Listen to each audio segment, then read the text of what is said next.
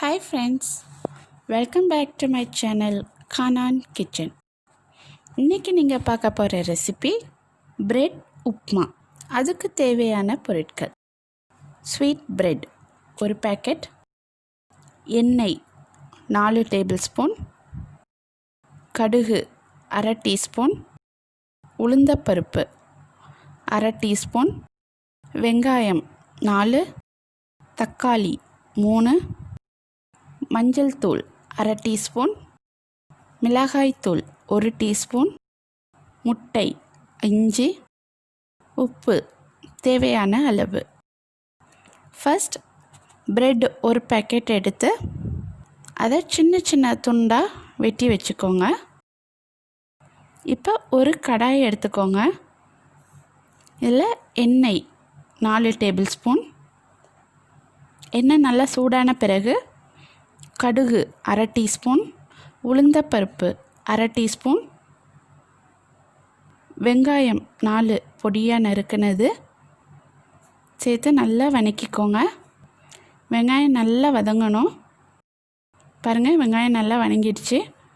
இப்போ தக்காளி 3 பொடியாக நறுக்குனது சேர்த்து லைட்டாக கிளறி விட்டுக்கோங்க. இப்போ உப்பு தேவையான அளவு, மஞ்சள் தூள் அரை டீஸ்பூன் சேர்த்து நல்லா வதக்கிக்கோங்க. தக்காளி ஒரு அரைவாசி வெந்த பிறகு மிளகாய் தூள் 1 டீஸ்பூன் சேர்த்து நல்லா வதக்கி விடுங்க.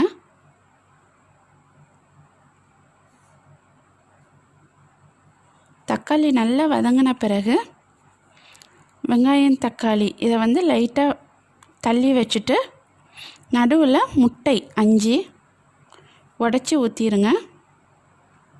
நீங்கள் முட்டை கம்மியாக சேர்க்கணுனாலும் சேர்த்துக்கலாம். இப்போ இதை மெதுவாக கிளறி விடுங்க.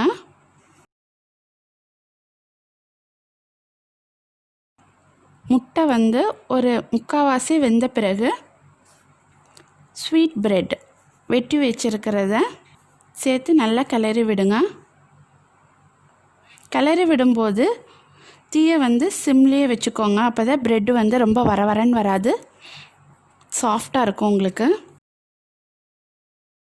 ப்ரெட்டில் நல்லா மசால் சேரணும், அதனால் நல்லா கிளறி விடுங்க. பாருங்கள், இப்போ ப்ரெட்டில் நல்லா மசால் சேர்ந்துடுச்சு. இப்போ இதை ஆஃப் பண்ணிடலாம். இது பேச்சுலர்ஸ் ஈஸியாக செய்யலாம். இது பாருங்கள், சூப்பரான tasty and delicious bread upma தயார். இதை கண்டிப்பாக உங்கள் வீட்லேயும் செய்து பாருங்கள்.